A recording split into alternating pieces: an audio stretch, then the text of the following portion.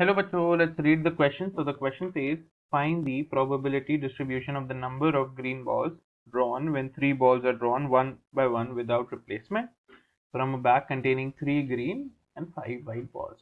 So आइए बच्चों इसका की कॉन्सेप्ट लिख लेते हैं. तो की कॉन्सेप्ट यहाँ पे बड़ा सिंपल होगा बच्चों. हमें पता होना चाहिए कि व्हाट इज प्रोबेबिलिटी. फिर सिर्फ हमारी थिंकिंग पावर काम आएगी. तो probability is favourable outcomes upon total outcomes. Right. ठीक है, हमने ये लिख दिया. अब यहाँ पे देखिए क्या है, 3 ग्रीन बॉल्स हैं एंड 5 वाइट बॉल्स हैं. तो टोटल बॉल्स कितनी हो गई? टोटल बॉल्स हो गई 8. अब जब मैं बैग से निकाल रहा हूँ वो बॉल्स, तो मैं वापस नहीं डाल रहा हूँ. तो जो बॉल निकाली वो बैग से कम होती रहेगी, उनको मैं बाहर रखता रहूंगा. ठीक है. तो देखिए, अगर मैं x डिनोट कर रहा हूँ, एक रैंडम वेरिएबल है जो डिनोट कर रहा है नंबर ऑफ ग्रीन बॉल्स को. तो बच्चों क्या हो सकती है ग्रीन बॉल्स? या तो कोई नहीं आए तो 0, एक ग्रीन बॉल आ जाए, 2 ग्रीन बॉल आ जाए, या तो तीनों की तीन जो ड्रॉ कर रहा हूं वो तीनों की तीनों ग्रीन बॉल्स हो जाए. तो एक वेरिएबल ले लेता हूं p जो डिनोट करेगा probability of getting first green ball, और q जो वेरिएबल है वो डिनोट करेगा नॉट गेटिंग ग्रीन बॉल. ठीक है. तो इसमें हमें ग्रीन बॉल मिलेगी. ठीक है. तो इसका मतलब ये है कि अगर मैं p को देखूं तो p क्या होगा? 3 बॉल हैं ग्रीन और टोटल बॉल है 8. तो 3/8, क्योंकि हम जानते हैं क्या कि probability is equal to what? Favourable outcomes upon total outcomes. Right, we know this. तो 3/8 हो गया. अब q होता है 1 माइनस p. तो 1 माइनस 3/8 हो जाएगा बच्चों क्या? 5/8. राइट. अब सारे केसेस बना लेते हैं फॉर 0, 1, 2 एंड 3 और सबका प्रोबेबिलिटी डिस्ट्रीब्यूशन में बना लेते हैं. तो देखिए, when p of x is equal to 0, मतलब कोई ग्रीन बॉल नहीं आई, मतलब सारी व्हाइट बॉल्स आएंगी, तो q multiplied by q multiplied by q हो जाएगा ये केस. तो ये क्या हो गया? पहली 5/8 आ गया उसकी प्रोबेबिलिटी. अब एक बॉल कम हो गई और एक व्हाइट बॉल भी कम हो गई, मतलब टोटल में से भी एक बॉल कम और व्हाइट बॉल में से भी एक बॉल कम. ये हो गया 4/7. और फिर अब 2 बॉल कम हो गई और 2 बॉल कम हो गई व्हाइट बॉल में से, तो ये आ गया 3/7. परफेक्ट. तो इसकी वैल्यू क्या हो जाएगी? देखिए, ये कटा 2 टाइम्स, तो 5 3 जा 15 अपॉन 49 2 जा 49 2 जा होता है बच्चों 98. तो ये हो जाएगा 15 अपॉन 98. राइट.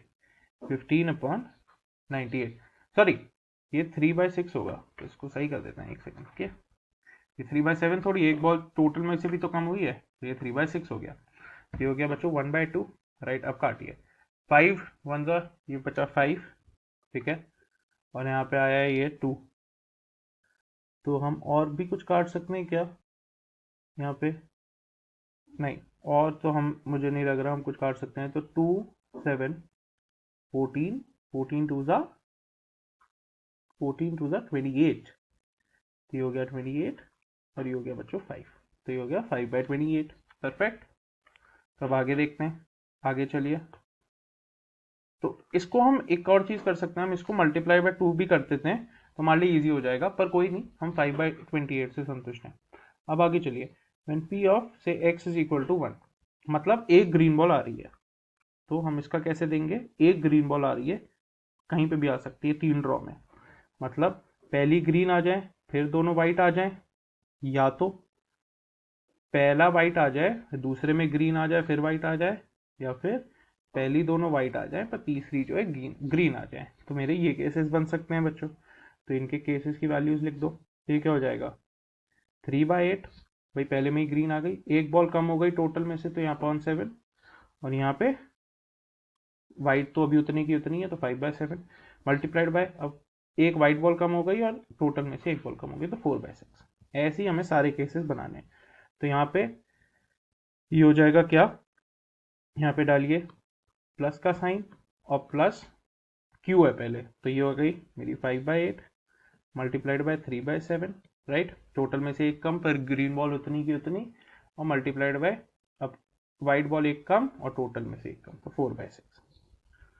फिर प्लस, तो ये हो गया 5/8 मल्टीप्लाइड बाय 4/7 मल्टीप्लाइड बाय, अब ग्रीन बॉल्स तो उतनी की उतनी रही पर टोटल में से कम हो गई है, तो 3/6। परफेक्ट।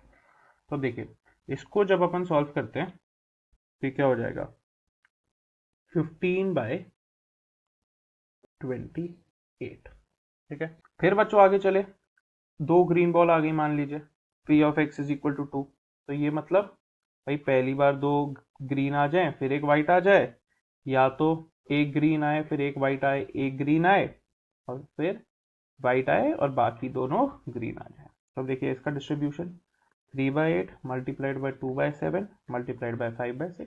अब आई होप वेरी क्लियर है, तो अब हर केस मुझे बताना नहीं पड़ेगा। इसमें पहला ग्रीन आ गया मतलब 3/8, फिर वाइट आया तो 5/7, फिर ग्रीन आ गया तो 2/6, फिर प्लस किया इसको, तो ये हो गया बच्चों क्या, 5/8 multiplied by 3/7 multiplied by 2/6, right. तो ये हो गया बच्चों।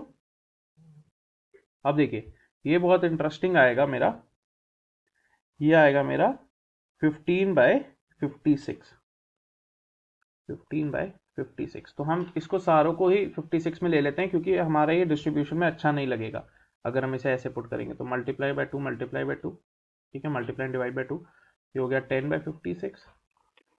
ये हो जाएगा बच्चों अगर मैं इसको भी मल्टीप्लाई कर दूं विद 2, क्योंकि डिनोमिनेटर कौन सेम होना चाहिए हमारा, राइट।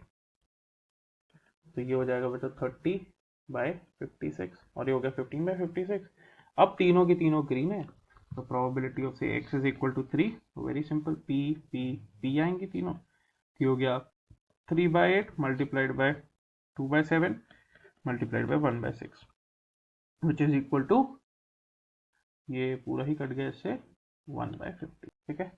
तो अब देखिए अगर मैं प्रोबेबिलिटी डिस्ट्रीब्यूशन बनाऊं, x रखूं इधर, px रखूं इधर, तो जब x था 0 p ऑफ x आया 10/56, जब x था 1 p ऑफ x क्या आया 30/56, और जब x था 2 p ऑफ x क्या आया 15/56, और जब x 3 था तो ये आया 1/56। तो 10 + 30 चेक भी कर लेते हैं, 10 + 30 40, 40 + 15 55, 55 + 1 56, ठीक है, 56/56 टोटल प्रोबेबिलिटी 1, ठीक है। ये लिखने की जरूरत नहीं है, सिर्फ मन में कर लीजिए कि कोई मेरा आंसर गलत ना हो गया। So the final answer is this is the binomial distribution. I hope you understood it well. Best of luck.